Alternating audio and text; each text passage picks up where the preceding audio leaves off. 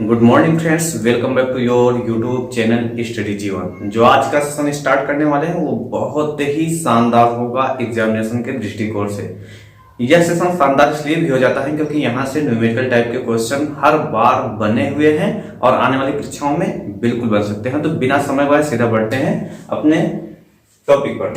Topic क्या होगा?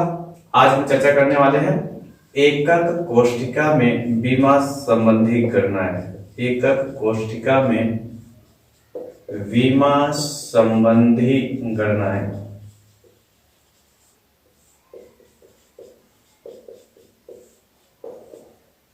इस टॉपिक को स्टार्ट करने से पहले सबसे इंपॉर्टेंट जो है वो आपको कुछ टर्म्स जानने हैं। जैसे कि इसके पहले हम कई बार माने थे भुजा की लंबाई। जैसे आप समझे भुजा की लंबाई या कोर की लंबाई, इसको रिप्रेजेंट करते हैं ए से।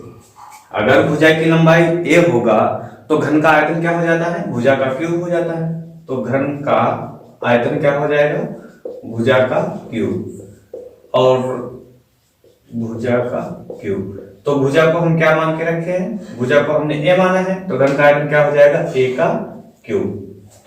दूसरा कि किसी घन का निर्माण तब हुआ है कि उसमें जालक बिंदु या एकक कोष्ठिका होगी। एकक कोष्ठिका में परमाणुओं की संख्या होगी। अगर हम परमाणुओं की संख्या को यहां लिख दे रहे हैं, परमाणुओं की संख्या को क्या मान के चले? जेड मान के चले, ठीक। और प्रत्येक परमाणु का कुछ ना कुछ द्रव्यमान होगा। तो परमाणु जो है अवयवी कणों का जो द्रव्यमान होगा या एक परमाणु का जो द्रव्यमान होगा, ऐसे दिखा देते हैं एक परमाणु का द्रव्यमान, इसको हम रिप्रेजेंट कर दें स्मॉल एम से। अब ध्यान से देखें, अगर ऐसे आपसे बात की जाए कि मान लो एक बॉक्स है, ठीक है।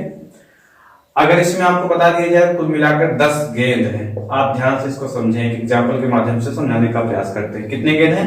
10 गेंद हैं और प्रत्येक गेंद का भार 5 ग्राम है। तो अगर आपसे पूछा जाए कि टोटल कितने ग्राम होंगे गेंदों के, तो क्या करेंगे आप? गेंदों की संख्या, ठीक है। जैसे यहाँ पर गेंदों की संख्या की बात की गई तो यहाँ पर परमाणुओं की संख्या की बात की जाएगी। और इसका द्रव्यमान 5 ग्राम दिया है, यहाँ पर m दिया है। तो अगर पूरा इस बॉक्स में गेंदों की संख्या निकाला जाएगा तो क्या हो जाएगा? जेड गुणे m। वैसे ही सेम यहाँ पर कॉन्सेप्ट लागू होगा। अगर पूछा जाए एकक कोष्ठिका का कुल द्रव्यमान क्या होगा? एकक कोष्ठिका का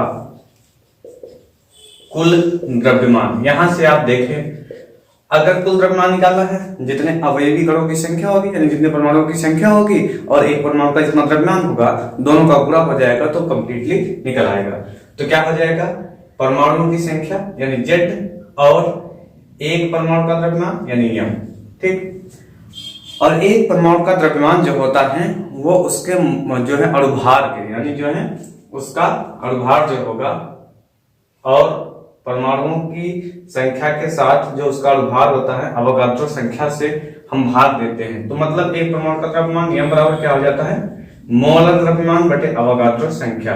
इसको बोलते हैं मोलर द्रव्यमान और इसको बोलते हैं एक स्थिरांक होता है अवोगाद्रो स्थिरांक।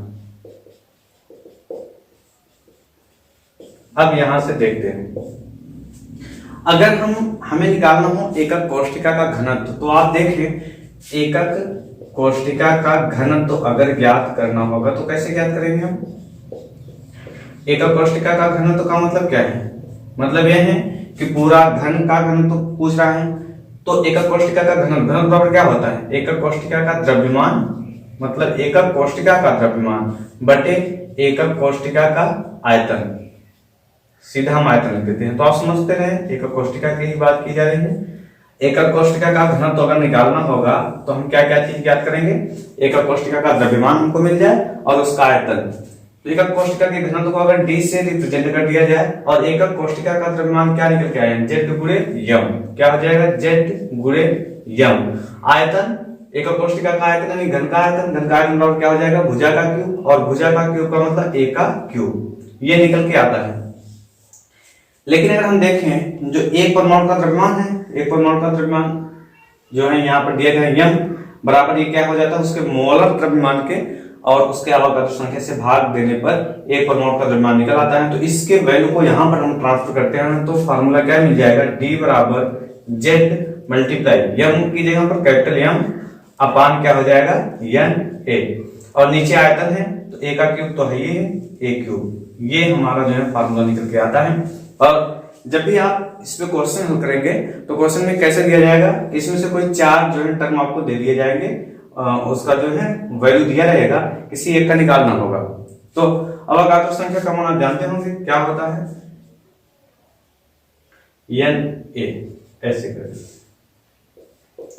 6.022 गुणे 10⁻23, ये इसका वैल्यू होता है। तो इस प्रकार से हम इसको निकाल सकते हैं। यहाँ केवल हमने द्रव्यमान लिखा है तो आप ध्यान देंगे एकक कोष्ठिका के द्रव्यमान की बात कर रहा है, यानी इसकी बात कर रहे हैं, और आयतन का बात किया जाएगा तो एकक कोष्ठिका के आयतन का बात किया जाएगा, यानी घन के आयतन की बात की जाएगी, एकक कोष्ठिका का निकाल रहे हैं। तो इस प्रकार से हम फार्मूले को जो है प्राप्त करते हैं।